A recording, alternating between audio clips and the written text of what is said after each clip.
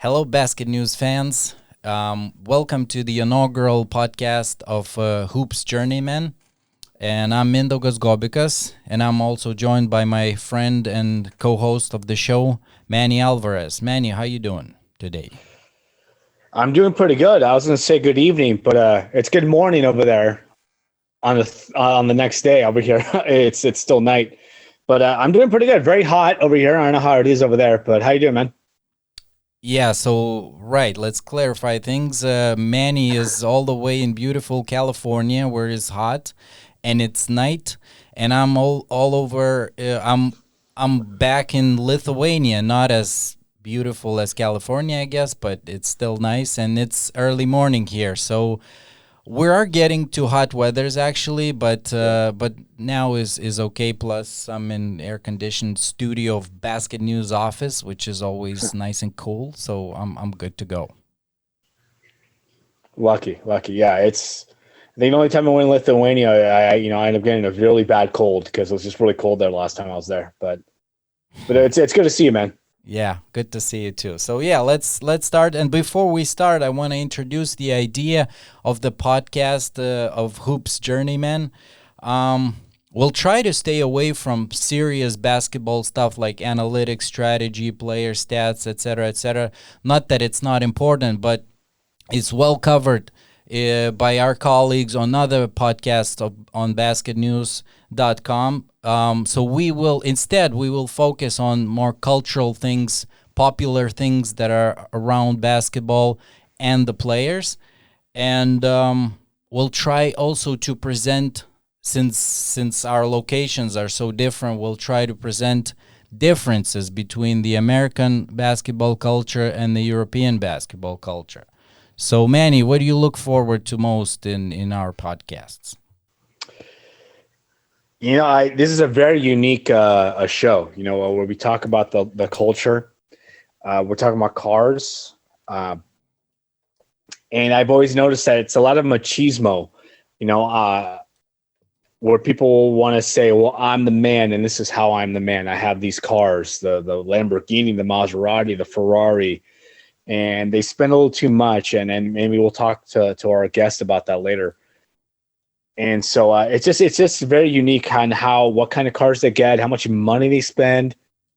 People say, "Do you really need 9 cars?" It's a little too much, but that or perhaps maybe in the future we'll talk about where they go eat. So it's very unique the route we're going on this podcast. Right. So, as Manny touched briefly already, we will pick a topic for each episode, and then we'll discuss it from different angles. And we will also have we'll also have a guest on our show who is hopefully knowledgeable on the topic from both sides of the Atlantic. American perspective, European perspective, international perspective. So I promise you, we have a great guest later today. We'll get to him or her later. But now, so we start with our today's topic, which is, Manny already said it. It's going to be about cars. What kind of cars do NBA players, American players like to drive, and what does that mean to them? And then also, what kind of cars European players like to drive, and what does it mean to them being professional athletes? So, yeah, Manny, why don't you start with the American part of things? Here it's flash style, swag. I there was a documentary I saw called Broke about athletes that spend just way too much. They forget to save their money. They forget about taxes, and then they lose everything. And it's because they spend all this money on cars. And I think it's just a way of status to prove people, look where I'm at now. And they see one player with that nice Mercedes Benz. Well, you know what? I'm going to buy a Lamborghini. And the guy says, "Oh, you bought a Lamborghini? I'm going to buy a Maserati." And they keep adding more cars just to let the other people know who's king of this team. And while all those cars are nice, I think it's just a way for them to show everyone how far they've come. And fortunately, you've seen so many times where they forget to save their money and those cars are gone, and all of a sudden they're driving an old Toyota Corolla. So, but would you agree that it's also the reflection of your status on the team? Like, is it fair to say that the best player, the star player, should also drive the best car? Yeah, I mean, obviously, you're not going to see LeBron James drive a Ford, a Ford Explorer. He's going to drive the Maserati, or he's going to drive the Bugatti, or this nice like a Cadillac Escalade. Yeah, he's going to say, I'm the best on this team. I'm going to drive the best. And I'm sure now that Russell Westbrook is here, he's going to have to make sure that, Russell Westbrook doesn't have the best car. He's going to have to top him on that. You'll have to use that Space Jam money he's going to make now. Yeah. But yeah, you're right. I mean, it'd be weird to see Michael Jordan drive, a Toyota, Camry, when he was playing with the Bulls. He's going to have, you saw the Last Dance. He drove, that Porsche or the Range Rover. So he had the nicest car because he was the best player. Yeah. Well, I have a story of mine, which is 20 years old, but it sort of shows the same what you're saying. I was working. I was in the States as a work and travel student, and I went to the Bucks game. It was 2001. The Milwaukee Bucks were good back then. They had this big trio of players: Cassell, Ray Allen, Glen Robinson. And so I went before the game, I went to the technical entrance where you have this security, booth, and you have that thing that, opens and lets you in and whatnot. So all the cars would pull up, they would stop, spend a few seconds, and then they go in. So it's a nice time for you to look who's in there and what kind of car do they drive. And so the best car was by Glen Robinson, the big, what's his nickname? Big Dog, right? The Big Dog was driving the shit. So as you can see in the picture, he was driving this Lincoln Navigator, huge SUV. But the two features with that car blew my mind. The first one, you can see it's sort of a green color, but it also changes the color when the sunlight hits it, becomes a violet or whatever. So chameleon type of color. And then this was, remember, it's 20 years ago. This was the first time I saw the spinners, the whatever thing on the wheels, right? Yeah. So it stopped at the booth, but its rims were spinning, and for a split second I thought that he was hitting the brake pedal and then he was hitting maybe accelerator, and then the tires were, because it looked like that, and then only a moment later I realized that it was actually just the wheels were spinning. So it blew my mind, and I thought, okay, the Big Dog is the man here. He's got the best car. So for sure it was that. It's funny. I used to work for ESPN, and my job was to follow athletes around the country and do like a little, piece for the show. And we did a American football player. I think his name was Ignami Amsagwa. I know I'm saying the name wrong, but he was playing for the Raiders in Oakland, and he still had his first ever car. It was this was like 2010. He had this 1991 like Infinity. The leather's all ripped up on the seats. The roof is kind of caving in the interior. And so sometimes you just want to be a goofball and just kind of be the weirdo on the team and still have that original car. And I could see that. I feel like I would do that. I have like an old beat up, 1990 van just to kind of like be the clown on the team. But there are times where I remember Kobe Bryant showed up in our studio, and I wanted to see what car he drove, and I stepped out, and unfortunately it was just, he had a chauffeur, and someone dropped him off. But I was bummed. Like, I want to see what car he had, But yeah, I'm sure Kobe had, the Bugattis and stuff. But some of these athletes, you just never see it because they have the chauffeur, they have the limousine coming in that take them to the game and back home. So, but would you say that if you were, Kobe Bryant or whoever, the famous player, and if you were driving just a regular car, would your teammates give you a hard time about it? You know what's funny is in that video when he talked about, I still have my first car when I was in high school, the old Infinity he had. His teammates are giving him a hard time, like, dude, what is this? And they're just laughing about it. And yeah, I'm sure they give him a hard time. And even if you explain like, hey, like it's just a joke, I'm just joking around. I'm like, yeah, still, you still have to drive that to here to the stadium where to play football. It's embarrassing. Go. Yeah, they'll probably give you a hard time. Like, hey, like you're making money, man. Go get that nice, get that Navigator you're talking about, or get the nice BMW. But yeah, I'm sure they give him a hard time for that. It's interesting because I have again the story that's absolutely similar to what he's saying. A friend of mine at some point was a national team level of the player, and so one summer he gets invited to the national team training camp, and he shows up in brand new Skoda. I don't know if you know the car Skoda. It's like Ford Fusion, whatever. Nothing against Skodas. Plus, it's a brand new. He just took it from the dealership and drove in a brand new Skoda. But it's a four-door dull sedan. The guys laughed him out of the room. And the hardest laughing guy, interestingly, was a guy who was driving an SUV, but it wasn't a new SUV. It was a used SUV. And technically, if you took two cars and looked at their prices, the Skoda, the brand new Skoda was more expensive than the SUV.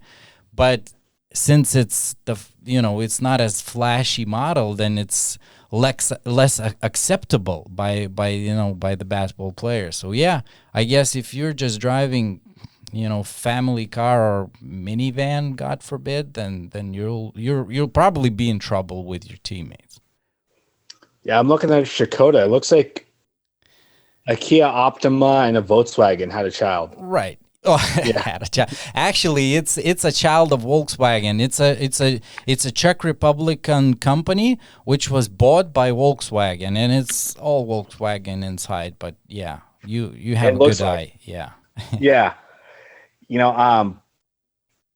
What's funny is, and I know we're talking about basketball, but baseball during spring training when they have to train to get ready for the season, there's some players that show up with a different type of car every day. Like one will come in a race car, the next day they come in with a Batmobile, the next day they come in with this like crazy looking van.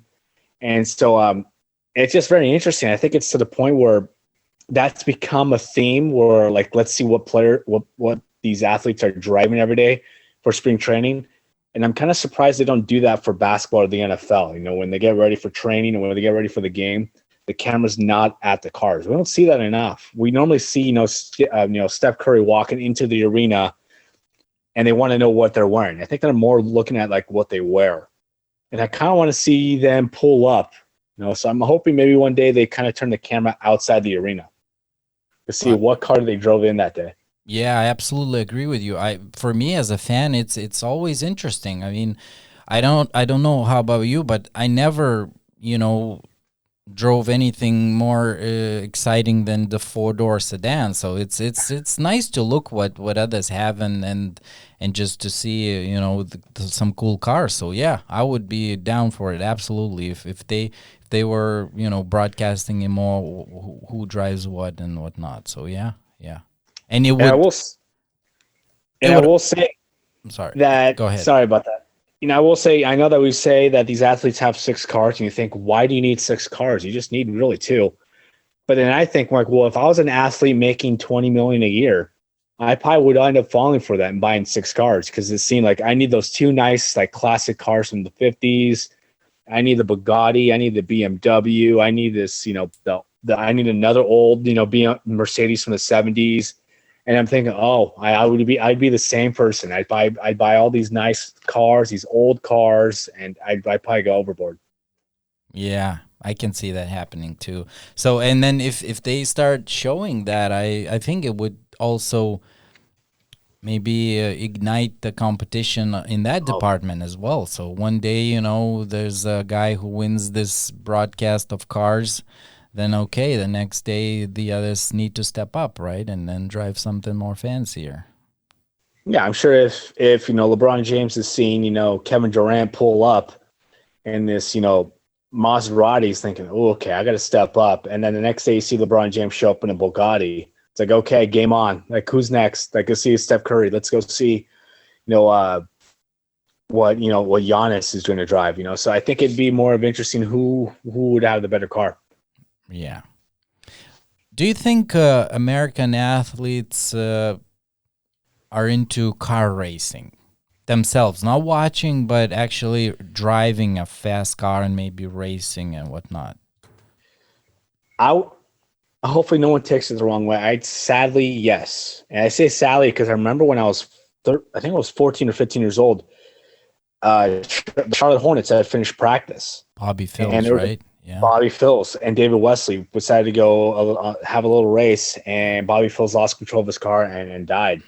And I think it still happens where people race, and thank God we haven't had a Bobby Phillips story. But yeah, I'm sure they do. I mean, I'm sure LaMelo Ball has a couple nice cars that he wants to kind of speed up, and that scares you because that's such an amazing talent, and we've obviously known LaMelo since he was 17. But yeah, I'm sure they're into it, but for me, it's like it's scary because what happens if you lose control, and you're not just a regular person like you or me, you're a talent that God gave you, man, and then the whole city's relying on you. And so it's kind of, well, be careful. Maybe I'm just kind of protective about it, but it does happen a lot. And I'm sure they're buying a fast car. They're not going to be driving 40 miles an hour or 30 kilometers over on the other side. But I'm sure it happens if they have those fast cars. They have to use it. Yeah, but it also can be done safely. Like you can maybe if you're into this speed racing, you can maybe enter, drag racing competitions and whatnot, where it's it's legal, safe, and you can enjoy yourself in your fancy car.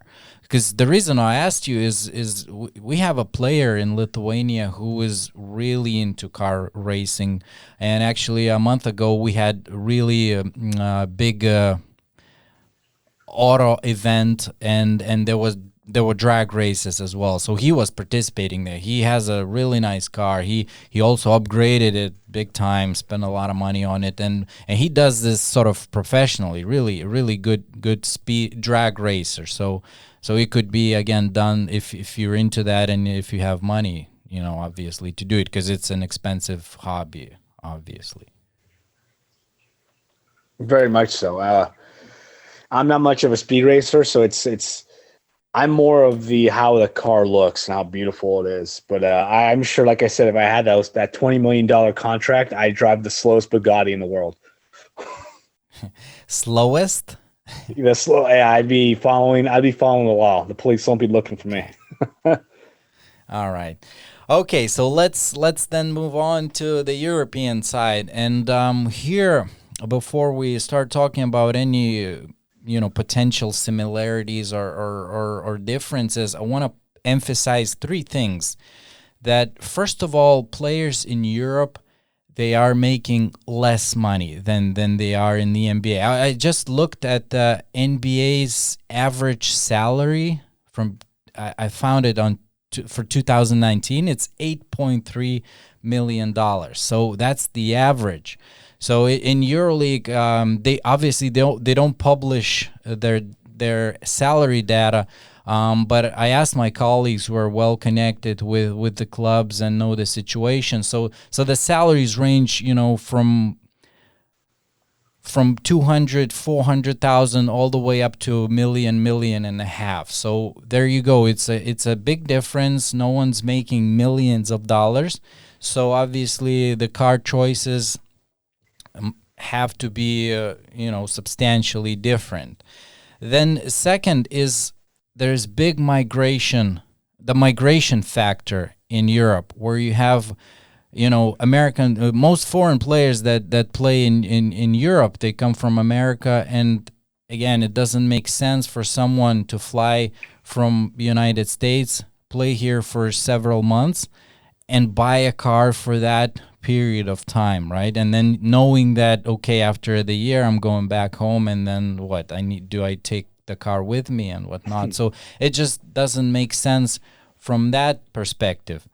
And then third, and I don't know if you have that in the States, probably don't, Manny, correct me if I'm wrong, but many clubs provide players with the transportation. So either they, give the club's car, or they rent player a car, or on some occasions they even have sponsors, a car company that's sponsoring the club that provides players with the car, and it's also an obligation for players to drive that particular car to practice, to game, to all official events and things like that. So imagine if you are forced to drive 80% of your travels with certain car, what it doesn't make sense then to have your own private car for the remainder of your travels. So and you're correct. I've yet to hear a team say, here's your contract and here's the keys to the Chevrolet, the Chevy Silverado. It's, what, we're paying you big money, go ahead and get your own car. We'll if you want, you'll meet us at the bus outside the arena, we'll take you to the airport, and then we'll take you to your hotel when we get back, but that's it. I've yet to hear anyone provide player keys to a loaner car. So yeah, you are right about that. But I imagine it's also the same, because, yeah, you're right. We're paying you a lot of money. Go do whatever you need to do with that money, right? Buy a house, buy a car, buy your food. Because here in Europe, actually, it's a lot different in that sense, where a club provides you with an apartment. It even provides you with 2 maybe meals a day or whatever, and then with the transportation. You don't have that in the States, do you? In the major league sports, like the top professional teams, no.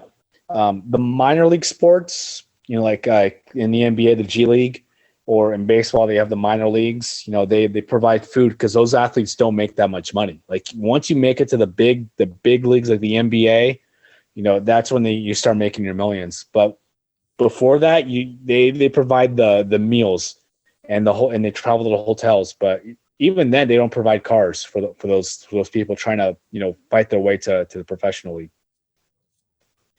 Right. So, yeah. So I guess these all, 3 aspects sort of limit imagination, if you will, of the players. What they can have and what can they afford.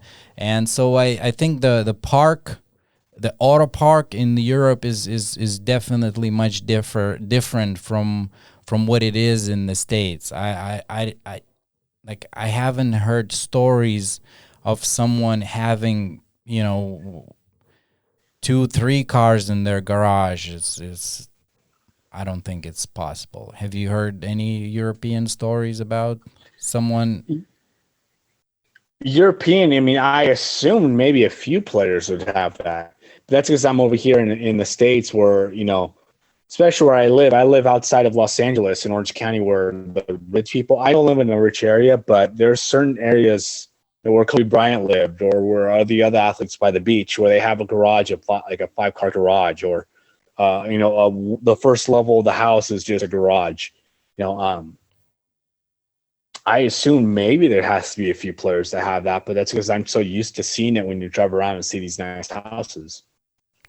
Right. So yeah, I definitely, I agree that there wouldn't be cases where someone has 3-4 cars in their garage. Yeah. However, basketball players, again, if that's their private car, and the private car is something where you probably mostly see coming to the national team training camp.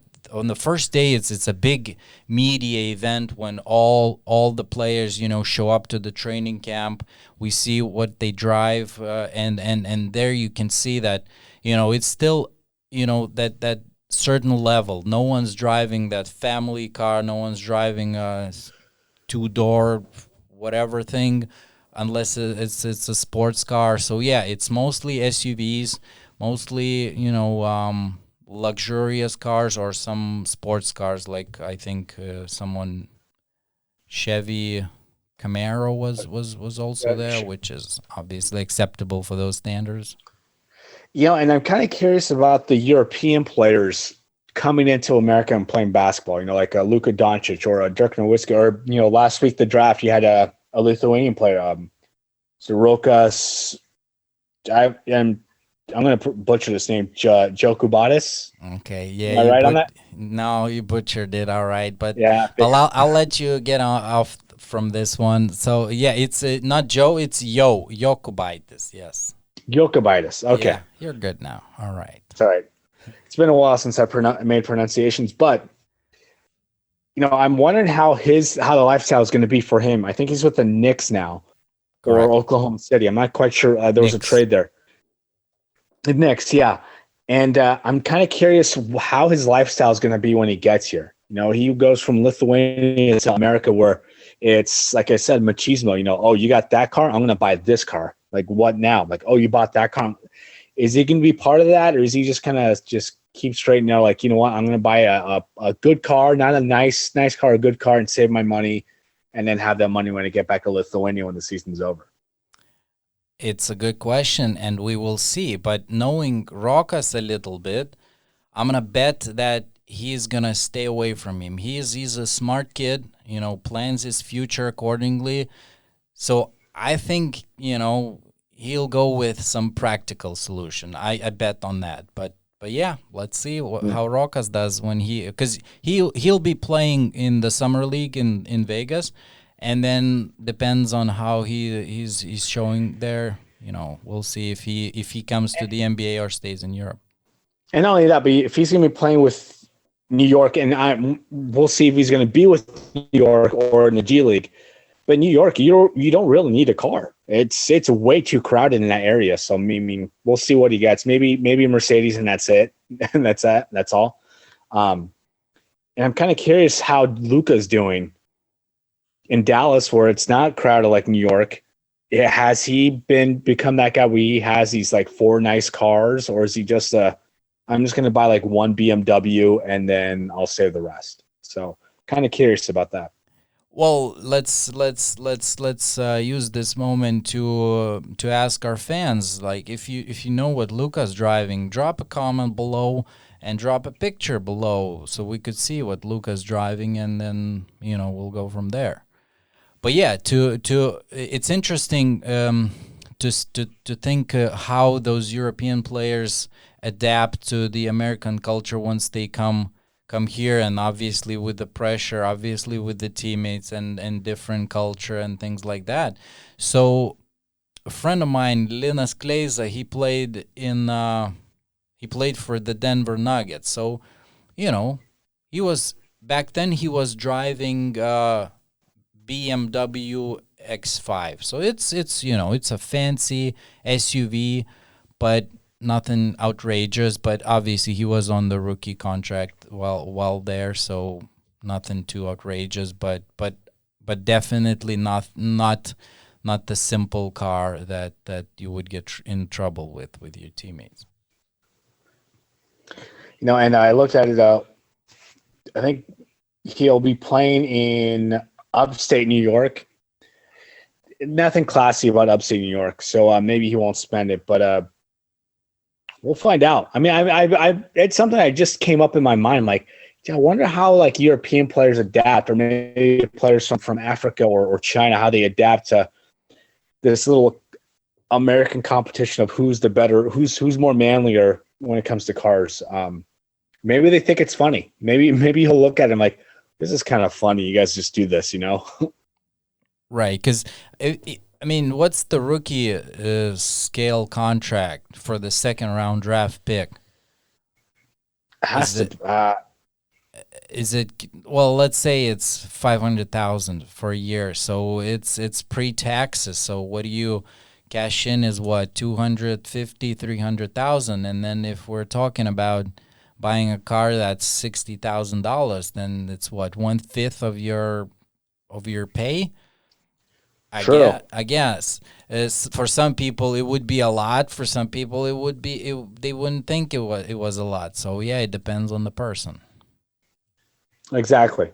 And we've seen players with that kind of money where they spend a lot just so they can show people what they have and forget, this money isn't going to last forever. And I'm sure that this particular European player is going to think differently. Like, this money's not going to be here forever. I have to save it. Yeah, and it's good that it's good when they have someone. First of all, it's good if they have that kind of approach. Not all of them do, I guess, but it's good if they have someone who can tell them that. Again, not everyone does, so it's not always. What you're saying is definitely right, and what we see from history, 60% of pro athletes go broke, fourth year after retirement or something like that. The statistic is crazy. Yeah. So yeah, not realizing that this money is not forever, and that livelihood is expensive, and then you need to plan for it. So, but not everyone understands that for sure. And I think that's why you see some NBA players playing too long. Like, we've always asked, you'll see an old NBA player, like, what? Why is he still playing? Just retire. But in reality, it's probably because they spent so much money on the cars, and then we'll talk about other topics, the nightlife and where he's going to go eat, where he realizes, oh, I have to save money for the rest of my life. And he's playing till he's like 40, 41 years old, and he's slow. And people are like, why is he still playing? Stop. But they're forgetting that he spent all his money on those nice cars and forgot to save. So do you think LeBron is actually playing this long and this good just because he needs money? Exactly. That's exactly what. No. No, he's just doing it to get another movie in. Okay, got it. All right. So yeah, that's what we have on our discussion, the first segment of our episode. And then let's move on to the next part, where we gonna have a guest who's gonna, hopefully shed some more light on what we just discussed about the United States culture on cars, and then some European perspective regarding players and their cars. All right, and our guest for the show is Charles O'Bannon, former NBA player who also won NCAA title back in 1995 with UCLA. And after the NBA, he relocated to Europe, and he played in Poland, Italy, and then finished his career in Japan. Coach, welcome. Thanks for joining us, and how are you doing? I'm doing well. Thanks for having me, Mad Dog. What's going on, my man? So what are you up these days? Right now, I'm coaching at high school level. I'm coaching at Holland High in Tulsa, Oklahoma. Last year, I coached at the University of Washington and got my little fix in college basketball. We didn't have a good year, and so I had to move on. So on to the new spot. So any players with NBA potential there? It's a small high school, and actually it's so not quite the NBA potential just yet, but we'll see in the future. All right, good stuff. Yeah. Chuck, I know you coached at Bishop Gorman, which is a phenomenal school for all sports, and then you went to Washington. I mean, what's the difference as far as coach? I know that Bishop Gorman travels a lot because they play top schools like Modern Day or Chino Hills. I remember they used to play a few times when the Ball brothers were there. I mean, what's the difference with that and then playing at Washington? I know there's a lot more traveling because you're driving up and you're flying up and down for the Pac-12. But I mean, well, the biggest difference with us, we're jumping on airplanes and we're playing a national schedule at Bishop Gorman. We're playing the top talent nationwide. And with this school, with the smaller schools, we're playing local high schools. We're in the gym grinding. It's nothing first class. We're in small locker rooms, or even sometimes the girls' locker room, trying to get ready for a game. So it's not first class all the way like I'm used to, and I don't mind that. It's kind of grassroots basketball and getting back to the beginning when kids are real hungry and not spoiled. All right, so going back to our topic, which is basketball players and their cars and the differences between the NBA players and the players in Europe. Um, that's why you're so great today, because you've been to both sides of the Atlantic. You played in the NBA. For those who don't know, Charles O'Bannon spent 2 years in the NBA with Detroit Pistons, and then he played in Europe, in Poland, in Italy, and then went to Japan to finish his career. So you've been all over the place, and then you can bring that perspective of both sides, like what players like in the NBA and what players like in Europe. So that's what we want to start with. Can you go back to those days when you were drafted by the Pistons and then you signed your first deal? Like, what was the first car that you bought back then? Well, I was take you back to college. I actually was fortunate enough to be in college and have a nice car because I have an older brother who played in the NBA. My brother Ed, for those who don't know, my brother Ed, we won a national championship together at UCLA, and then he got drafted to New Jersey Nets. So he actually bought me a Ford Explorer, and at the time that was a big deal. And I put it on, I believe, 22-inch rims, and lowered it a couple inches, and put 12-inch speakers in the back. It was, bass was booming. It was just unbelievable. But it was the loudest thing in the neighborhood. Did that car fit in Westwood? Like, with all the that car is actually is still pretty much it's epic. People still talk about that one. Like when all the guys get back together, we talk about that. It was called the Thanks Ed because on the license plate it had THX ED. So it was my little homage to my brother for hooking me up in college. So that was pretty cool. So I was probably the dopest car in college, at the time. So it was nice rolling around Westwood bumping and, cops just looking at me. It was pretty cool. Man. But then when I got to the league, my first car, again, was a truck. I've always been a truck guy. It was instead of an Explorer, it upgraded to Expedition.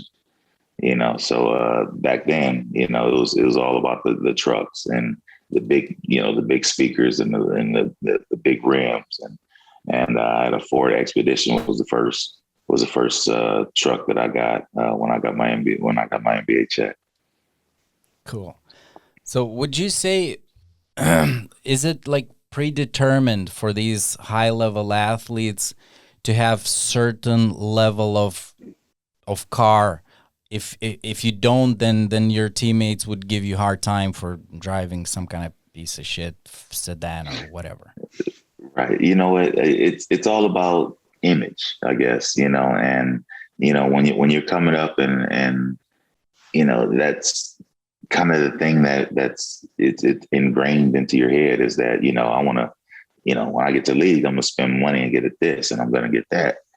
So you're kind of trying to keep up with everybody.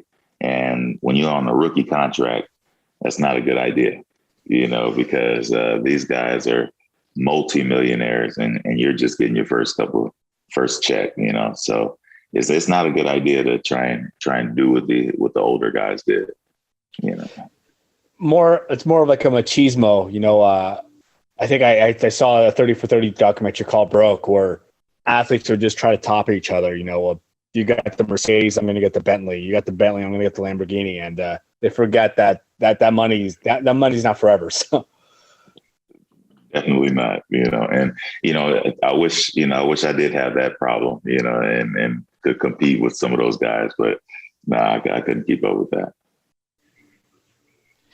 So again, going back to your Detroit days, you were teammates with Grant Hill, who for some time was even the face of the league, was a superstar before his injuries. So what kind of car was he driving back then? I remember him in a Maybach. I remember him having a chauffeur every once in a while. Grant was on another level, so there was guys in the NBA, and then there was superstars. So we could go out, like say maybe Jerome Williams, who played at Georgetown. He and I would go out, and we would get a little bit of attention, maybe get into the club for free or something like that. But then we'd go out with Grant Hill, and it's like, like we're celebrities, now it's a whole nother level. We get in for free here. We get, free tables here, free this, free that. And it's just a big difference when you're dealing with a superstar as compared to just the regular guys on the team. Is that the same when you went? Oh, because I know you played 2-3 years in Detroit, and then you started going overseas. Is it kind of the same over there with like the luxury, the machismo? I'm going to get the best car on the team.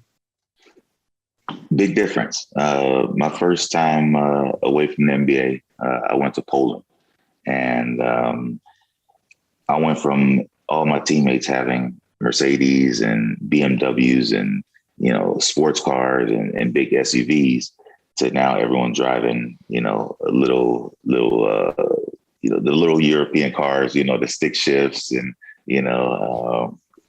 the Saabs and those kind of, it was a big difference. And I had barely driven a stick, in high school. My dad taught me, but I hadn't driven one up until that point.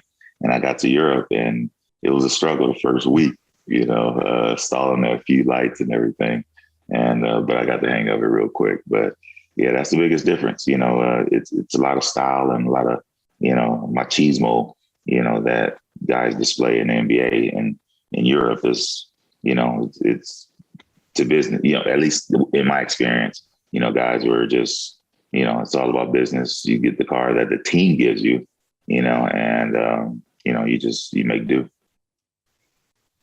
Well, so I want to go back to the NBA a little bit again. I was telling this story earlier to Manny that Glen Robinson was driving the best car back in 2001 when I went to the Bucks game.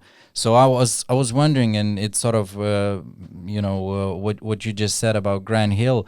So would it be fair to say that the best player on the team has the best car, or he's sort of supposed to be that way? Well, it's usually more the guy with the most style. So maybe Jerry Stackhouse. Stackhouse at the time, he used to come in with probably 4 different cars that he would rotate. And one thing about in Detroit, we used to have to park outside. It wasn't covered parking, but it was away from the fans, but it was still outside. On some of the snowy days, guys are trying to get to their cars and that kind of thing, but probably the starting 5, Joe Dumars, Rick Mahorn, Grant Hill, those guys, they're somebody's running out to get their car and then, bringing it back to them, that kind of thing. So it's just still another level with the superstar. So, and would you say NBA players are into car racing? Like, do they like fast cars, or is it just more of a luxurious cars? A little bit of both. I've never been into the fast cars. I'll watch it on TV as much as I'll do. But it's more about the luxury. It's more about the pimp, at the time, Pimp My Ride and and MTV Cribs. It's about the bling, and it's about the showing what you got. Yeah, I feel like the MTV Cribs thing kind of just took it to another level for people. Like, man, I just saw Carmelo Anthony's cribs and all the cars he has. I got to do that. And I mean, I've got the contract for the money out there. Mm-hmm. And I think guys actually, they would watch the show and say, I want to do this and do that, and then invite the cameras to their place just so they can show it off. So, but then if you buy a car, then you take it to special garage or place where you would upgrade it, right? You would do that too. Yeah. I actually also bought another truck. It was a Cadillac Escalade, and I actually raised it. It was an Escalade. I raised it. I think I put a 7-inch raised kit on it. I put huge tires on it, and it was for off-roading, and that kind of thing, but never touched the dirt. It was just, it was all. I was going to say, did you take it ever off-road? Nah. I never took it off-road. Hell no. Something I've never really told anyone. Briefly, I worked as a used car salesman in LA, and the suicide doors at the time were the thing. But I recall being 12, 13 years old in the late 90s, no one ever had suicide doors. Is that kind of a thing? No one really had those? So it was kind of like a Back to the Future, and that was it. Hold on, guys. Hold on. What is suicide doors? Please do tell. Charles might have a better description than me on that. What is it? Well, Charles? it's like in Back to the Future where the doors open up like that. Instead of just the doors open, just regular, they open up like wings. Yeah. So, but why is it suicide? Or suicide is the backwards, right? Open the opposite way. I may have probably said the wrong word. It's the ones I used to sell were the ones that were like just like slightly open and then they go up. Okay. Yeah. So it might be butterfly doors. It might be butterfly. I'm not sure. Right. Yeah, but why? Yeah. Okay, going back to suicide. Why is it suicide? What is it? Easy to jump out and just kill yourself, or what is that? It could after you've seen how much you spent. Yeah. Oh. Okay. Yeah. It's it's just the style of door. I guess it probably did come from a quick way to exit your vehicle. They call them suicide doors, but it's a style, and a lot of street racers do have it. It's just a flair for your ride. That a little something different that somebody else doesn't have. Now, did anyone back in the day have those? Because I recall I didn't really see those until like the mid 2000s. Yeah, my cousin was in a car group. He was in a Honda car group and car club, and he's actually he had suicide doors on his. A whole bunch of guys had different stuff. He would hit a button and the doors would actually, where the hinges are and the door goes regular, his went the opposite way. So it was pretty cool. Different stuff that you can add to your car just to be different than the next guy. Okay. Can you confirm this crazy story? An NBA player told me that his teammate, he had a lot of cars, and one day he just decided to paint them all white. So is it something that the NBA players would do just like that one day? They woke up from the bed and said, okay, I'll go with white. You know what? I couldn't put it. I wouldn't put it past anyone. Depends on your style. If and the contracts that these guys are signing now, they can afford to do that. The thing is, most guys lease cars. So you'll have it for a year, maybe for 2, tear it up if you want to, and give it right back. Because if you're buying all these cars, you lose a lot of money. They don't appreciate, as soon as you get off the lot, you lose money. So, it's just one of those deals where lease it, give it back, and get something else. Have you, like I said, you were at Bishop Gorman, you had some top players that your son went there, and then you go to Washington, and hopefully some more top quality players you'll be coaching in the future. Have you given any advice to them? Because obviously we've seen these athletes spend millions on, obviously houses and boats, but cars as well, and then they lose it all. Have you given them advice like, hey, you don't need 6 cars, get yourself a nice truck, maybe at best a second car. Have you given them any advice on that? Yeah, absolutely. Just, living within your means, and don't try and keep up with the Joneses. And similar to what we were talking about with the cars, how I was trying to, you try and get this car, trying to get that car, and try and keep up with everybody else, all the rich kids and all the rich NBA guys, and you fall flat on your face and you end up broken there, looking at you like, don't try and play this game, So it's one of those deals where, as a father, as a coach, I instill that in my son that, you don't need all the flashiness to get by, that, you don't want to spend your money on things that aren't necessary. All right, so let's fly it over to Europe. Again, you started with Poland. So did you take any of those cars over to Europe, or you just left it? Unfortunately, no. The one good thing about playing overseas is, likely maybe 7 months you're overseas, or 8 months overseas and 4 months at home. So I'll keep my car at home, and so I'll have 4 months during the summer to enjoy my car. And then, unfortunately, then I'll go back to my overseas team and have to put my car up. So that was tough, leaving my little girl, and can't drive her. Well, so how would usually work in Europe then for an American player? Would you have to buy your own car, or the club would give it to you, or how does that work? Yeah, the same with in Europe. In Europe, and actually all the teams that I play for overseas, in Japan as well, the team provides the car.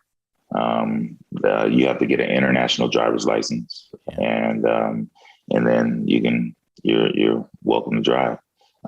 What's different in Japan? They drove on the other side of the road, Right. and also the driver is on the other side. So that took some getting used to, which was kind of fun. But the team provides a car, and and all you need is your driver's license. So, but do you get to choose? Like, can you say? No, they. Well, I played for Toyota in Japan, so they gave us a Toyota, but I had to share with another teammate. And that's another thing. Sometimes you have to share with the other American teammate. So it's a little adjusting, when you're traveling overseas as compared to being in NBA. Thank you to Wikipedia. The majority of your career was with Toyota. It was kind of shocking that they're making you share when the name is right there, Toyota. I think it'd be kindly enough to give out, 15 Toyotas. Right. And we complained about it all the time, and what was funny, we had another American who, he was from America, but played as a Japanese citizen. So one year we had three of us sharing one car, playing for Toyota, $1 billion industry, and, they were giving us one car. That's for our families as well. So on days off, guys would have to, we go down there at 8 a.m, just to beat the other two guys and, go get the car and take off for the day. It was just, it was tough sharing. So it wasn't even like a set schedule, like, hey, like Monday Chuck gets it, Tuesday this guy gets it, Wednesday this guy gets it. It's first come, first serve, that kind of thing. And but unless somebody had some plans, it'd be the day before, because we're all driving back home from practice together. We'd be like, hey guys, tomorrow I'm taking the kids to Disneyland, and can I have the car? So if you ask for it, guys are willing, but yeah, it was a race to the car. So then that means you never bought your own car while playing in Europe? Never did. But have you had teammates which was good who had? As far as expenses, because I was able to save the money. But have you had any teammates who had? You know what?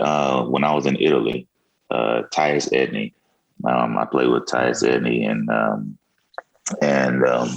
he had a Mercedes Benz, and at the time he was the highest paid American in Europe. He had just won a European EuroLeague, championship. yes. Yeah, he won a EuroLeague championship. He was the MVP, I believe, and the team threw a ton of money at him, and he had a Benz, and that was probably the nicest car I've seen from an American in Europe. Right, but for him, I guess it's a little bit different situation because he's been with Benetton for a few years, right? So he probably settled there for a longer period of time, and then buying a car probably makes more sense. But when you're there for just like you said, 7 months, then yeah, why would I buy a car for that time?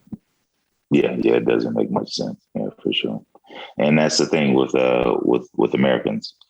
It was rare to get a multi-year contract. Very rare. Maybe the elite like Tyus, those guys. But for the most part, you're playing for your life. You're playing for the next contract. So yeah, it's tough to go and put down some roots and buy a car and know that you're going to be coming back the next year. So would it be fair to say then, well, in the States, it might be a thing where you kind of show off and then compete with your teammates and whatnot.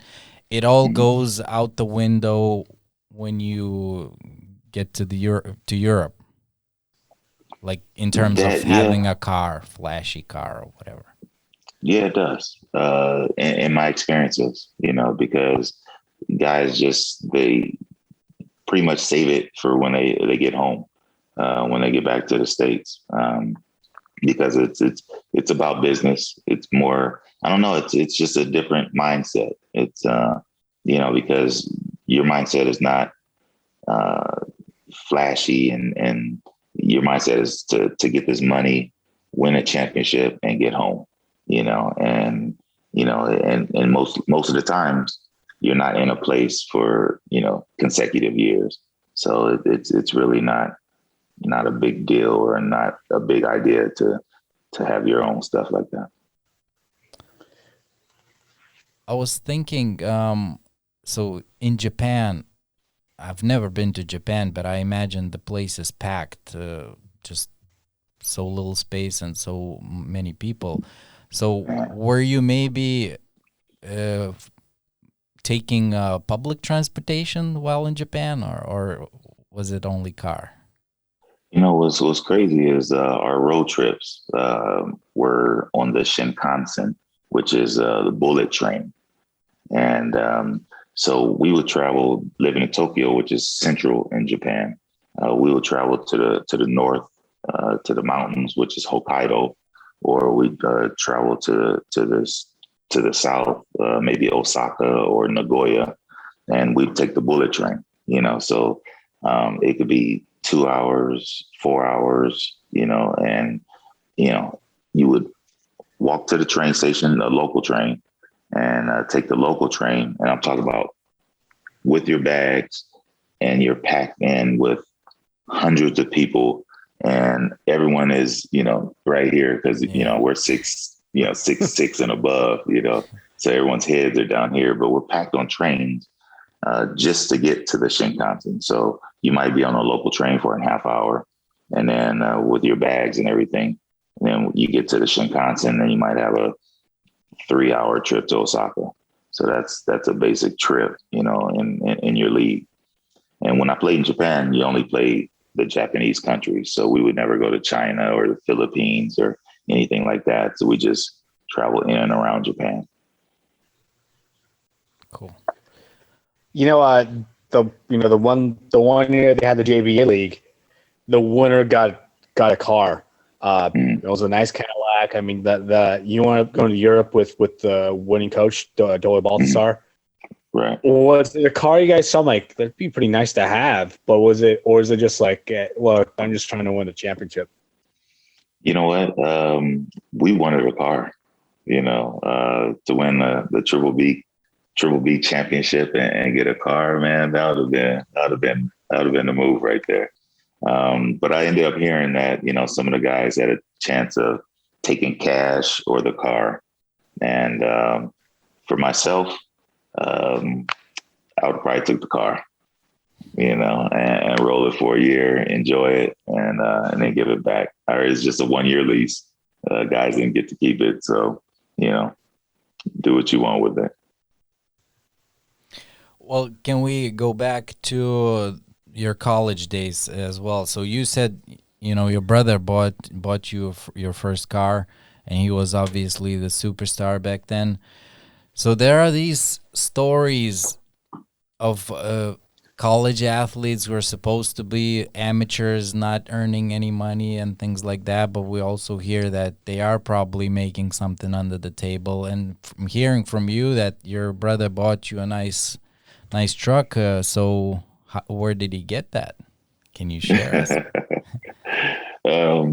See, and that's the one fortunate thing for me is I had a brother who was is a booster, so nothing was illegal. Brothers can give other brothers gifts. So the O'Bannons did nothing illegal. I just want to put that out there. But it happens. Guys, guys are coming from, tough backgrounds, and their parents often don't have money. And you need a car. You need a car around school. If it's just to go to the store down the street, if it's to take your girlfriend out, if it's to go back home and visit your parents, me going to UCLA, I was able to drive 45 minutes back to my parents' house and do laundry if I wanted to, or go get a home cooked meal, and I think that's important for college athletes to be able to have that, because there's students that the students that they're sitting next to are often, rich kids who, their parents got them to that school, and they have jobs and they have money and they have cars, so why can't the student athlete, have the same things that some of their peers have, so. So, but was it the fanciest car on campus? I had the loudest car on campus. I don't know how fancy it was. I had the rims and the nice paint, but, we was doing okay. And my teammates, everyone had cars. That was never an issue. The biggest thing was trying to get some money in our pockets, so, that was the big thing as a struggling college student. Now, I know you went to Artesia High School, and I've known you, the guy that coached you for 10 years from tournaments and all that. Did you ever show off, like, hey, look what my brother got me, or perhaps he came back home from Detroit and, showed off the Escalade? Do you ever show that off to everyone back at home? I don't know if you're from Lakewood or the surrounding area, but did you ever show it off? Yeah, absolutely. Shoot, I showed it off everywhere I went. You heard me coming. I'm serious. This was one of the loudest trucks I've ever been a part of. It was amazing. I got pulled over a couple of times. I've gotten disturbing the peace tickets, from cops. This truck was loud. So yeah, to answer your question, I would drive through the neighborhoods. We'd go to trips to Vegas, and at the time, valet parking at every hotel is free, so you would take your best car, pull up in a casino and, valet. And, that was a big thing, when we were in the NBA, get out the car with my brother and stuff. And, we trying to do it big. So yeah, it was Vegas and valets was one of the big things for us. And so you touched on the cop thing a little bit. So I wanted to ask you, did you ever get away from like being a famous athlete, having a great car, and just get away from cops, like talk your way out of it because of your status? I've been, knock on wood, I've been really, really fortunate. with the boys in blue. You know, they've been really, really nice with me. In that sense, I've gotten pulled over quite a few times for a number of things, speeding, music, you have it. And I've been fortunate enough to get a warning a few times, and they sent me on my way. You know, one time I got pulled over in Detroit, and I believe I was driving probably about a 105, and I was right by my exit, almost home, and they pulled me over. And because, thank goodness, I was a Piston and he was a fan, he let me go with a warning. So, you know, it's helpful sometimes. And, you know, so I've been fortunate. All right. So if I want to see the best cars in America, where should I go? Like, what's the best place to see best cars, according to Charles O'Bannon? Well, I used to be cruising down the Shaw back in the day, you know, which is Crenshaw. Okay. That's Los Angeles, California. But, don't get caught. Yeah. It's not for everybody, not for tourists. That's for sure. Like if I showed up there with this whatever Calgary Flames thing, wouldn't last long. Yeah, right. Yeah. Well, wearing red probably wouldn't be a good idea either. So you gotta go with your neutral colors. You know, it's different. It's different in LA.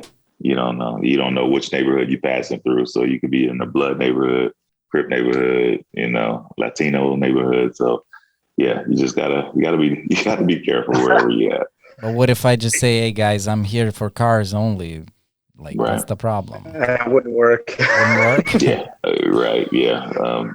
Good luck. Good luck with that. But I did hear a story about a photographer. Oh, sorry, Chuck. I did hear a story about a European photographer taking a photo of Suge Knight, and Suge Knight's people took his camera away. And the photographer was on a radio show saying, "I just want to speak to Suge Knight to get my camera." And the guy's like, "You're not getting the camera back. You shouldn't try. Just don't do it."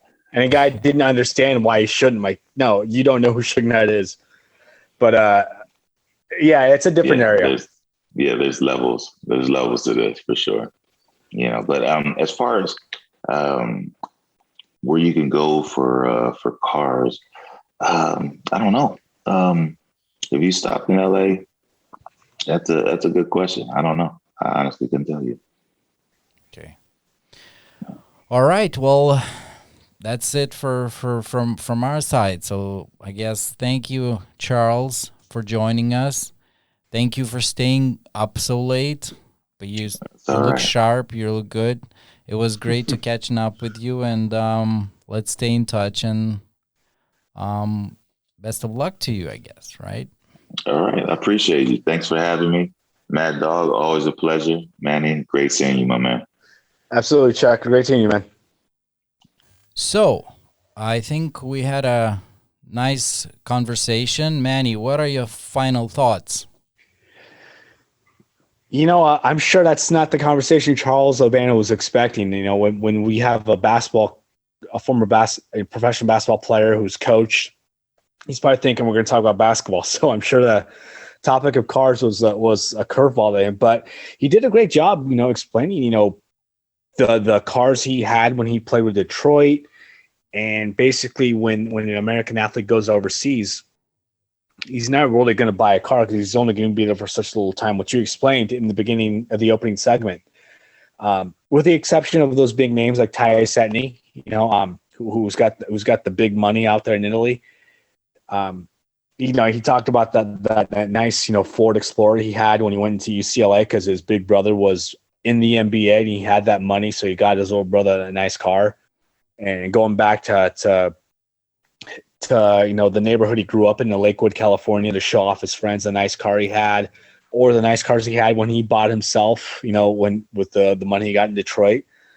But just going down memory lane for him, telling us what he spent with his money as far as cars, the athletes that had the nice cars. I thought Grant Hill would have more than one car, but I guess he had that nice Maybach. It's kind of what we expected. There's athletes that have that machismo attitude. I'm the man here, and I'm gonna show you why I'm the man. And then these players that go overseas, really, they don't do the same thing. It's more of, this is a business. I got to save my money for my family and perhaps for the future, and they're not going out there buying 5 cars. So it was Charles did a great job explaining that. Yeah, and for me personally, I would say the best way with the cars is have a chauffeur and have a fancy limousine. You don't drive, you just sit back, relax, and just enjoy the ride. But I guess not a lot of that is among players, because they're just younger guys who like to drive, feel the speed, feel the dynamics of their fancy automobiles, and that's understandable. All right, so that's a wrap to our show. Thank you all for watching it. If you like, hit the subscribe button, hit the like button, drop the comment below, and if you have some, like we mentioned in the middle of the show, if you have some photos of famous athletes driving nice cars, or maybe some old cars, beat up cars, drop it in the comment section. Let us know, and then so we can have a further discussion about that. You can also find us on main podcast streaming platforms like Spotify, Apple Podcast, and Google Podcast.